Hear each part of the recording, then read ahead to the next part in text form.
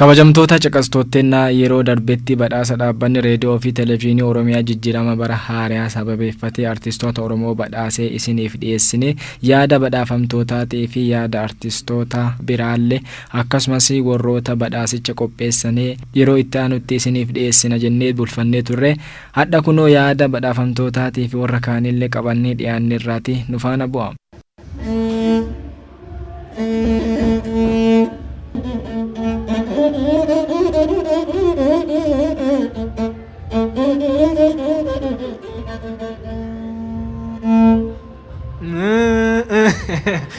Tole weellisaa hangafa Laggasaa Abdii badhaasa har'aa kan argachuu baga gammaddan.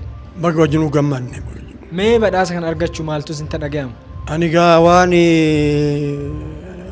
anatti haaraa waan akkanaa kuni waan mana jedheen argadha malee ani badhaasa kana argeen beeku. Mee umurii keessan kanatti waan kana qabdanii arguu keessanii maaltu isin dhaga'ama? Nama lama dhalate maali kun? Nama lama dhalate. Badhaafni akkanaa kuni kana yaamanii nama badhaasan kuni ijoollee amma gana biqiltuu kanaa fi daandii gaarii baasaa beek. Karaa gaarii baasaa isaanis amma injabaacha deemuu akka keenya kana ta'uudha. Mee sirba keessan tokko amma daqiiquma tokkollee taatu masinqoo nu dubbisaatii nu geegessa.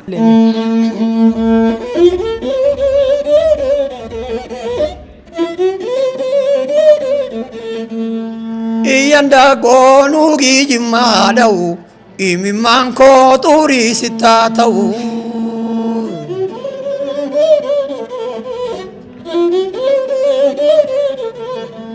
iya galal chatan kinjima gala mamara cara jibirra kana te baloko siga gesu ya wedaroto Dullomne sagalee maal muun isaa maal? Jaartii gaariin qaba waan ta'e mana tikkenniti. Yoon dadhabe malee nama nyaadhafi. Ulfaadha. Ulfaadha.